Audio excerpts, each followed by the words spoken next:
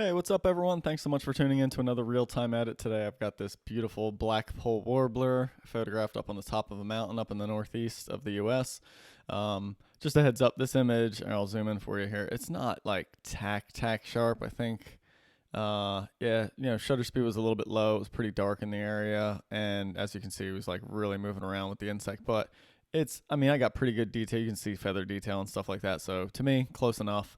Um, and I just love the behavior, and the pose on this one is pretty unique compared to what I normally get. So, all right, we'll start out with a crop. I'm just going to crop out some of that junk over there and try to offset him a little bit, give him a little bit more space down the direction he's looking.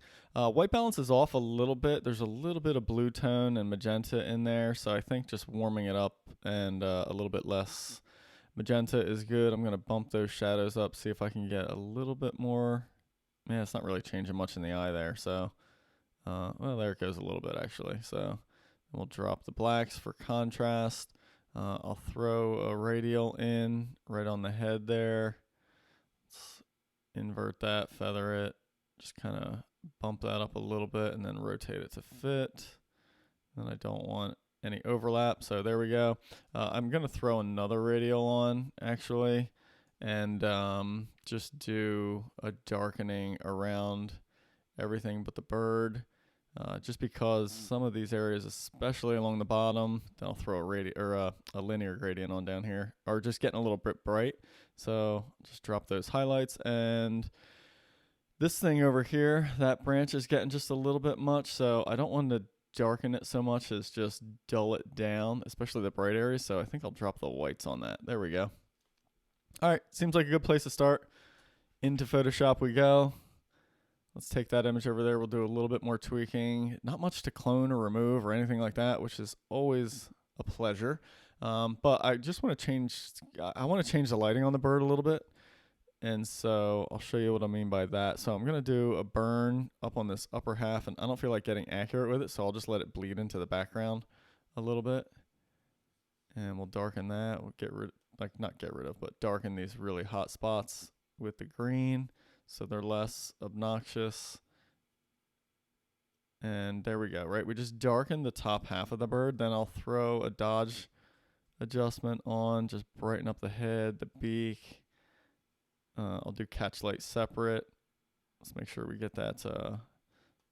I think lightening the caterpillar actually makes it stand out less, so I'll leave that.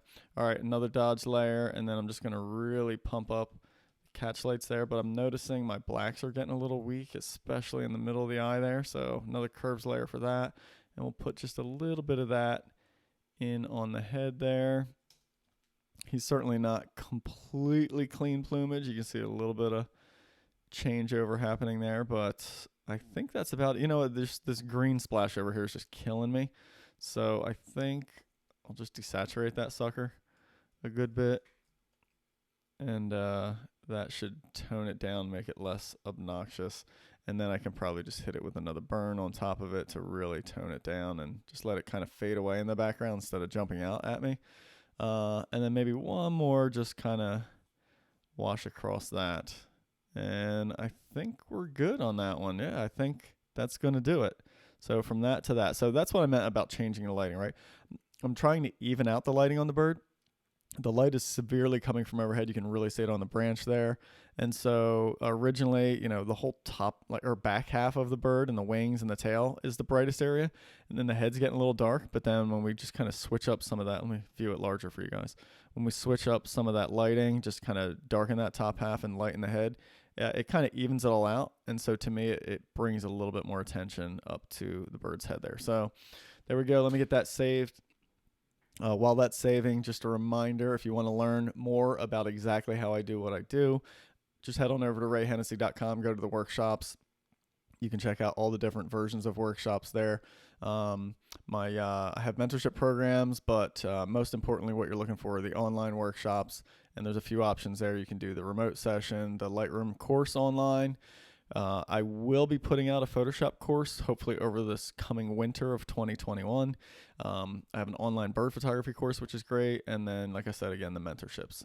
So check all that out. And then one last plug before I show you the final before and after on this image.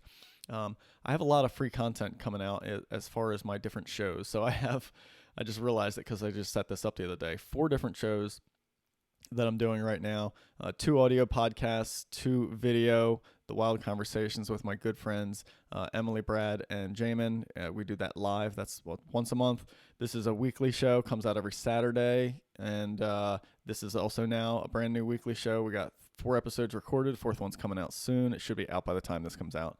Actually, a few more should be out by the time this comes out. And then the standard old Wildlife Photo Chat podcast, which I can't believe I'm up to episode 70 on that already. So anyway, to find out all those things, head right over here onto the menu. Go to the podcast. You can just check out all the shows and go right to them there, or check out the individual shows. All right, so let's jump back and check out that total before and after on this. There we go. Right, significant difference. You can really see the blue showing in this now and just how kind of washed out it was. So if I go, before, after. All right, there's the final edit. Thanks so much, everybody, for watching. I'll see you guys on the next one.